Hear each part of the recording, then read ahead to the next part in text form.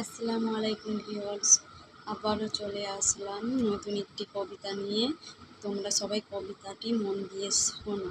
কবিতার শেষে তোমাদের জন্য স্পেশাল করে সারপ্রাইজ আছে।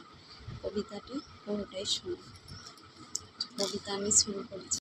আসলে আমরা নারী, নিজের আশা পূরণ করতে সব বাধা পেরোতে পারি। তোমরা পুরুষ হয়ে খোঁটা দাও নারীকে, লজ্জা করে না তোমাদেরকে? কেন বিয়ে করেছিলে? পারবে না যদি সংসার চালাতে? বিয়ের আগে নাটক করে বলো যৌতুক লাগবে না আমাদের। বিয়ের পরে বলো সবই লাগবে তোমাদের। মুখে কিছু বলো না, কথাই বুঝতে পারি। আসলেই আমরা নারী, নিজের পায়ে উঠে দাঁড়ানোর জন্য সবই করতে পারি। আগুনের মধ্যে পা দিয়ে মুচকি হাসতে পারি।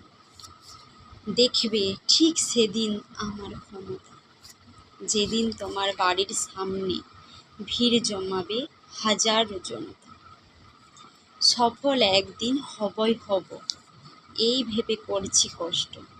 নিশ্চয় খোদা তা দেখছেন, আমার কষ্ট কোনোদিনও করবে না নষ্ট। তো আমারও এই কবিতাটি কেমন লেগেছে তোমরা সবাই জানাবে।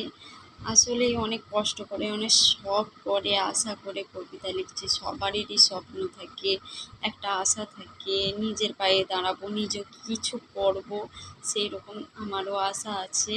তাই আমি অনেক রকম ভিডিও করেছি, শেষকালে আমি আমার কবিতার মধ্যে দিয়ে শুরু করছি ব্লগ করি।